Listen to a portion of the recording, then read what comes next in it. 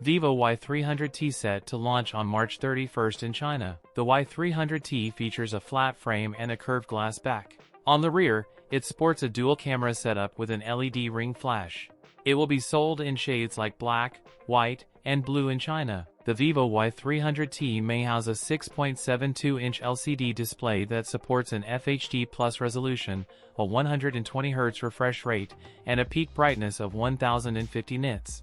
On the front, it may feature an 8-megapixel selfie camera, while its back panel could be fitted with a 50-megapixel plus 2-megapixel dual camera system. It will be powered by the MediaTek Dimensity 7300 chipset run on Origin OS 5 based on Android 15 and offer features like AI enhancements, a side-mounted fingerprint scanner, an IR blaster, and IP64 rated protection.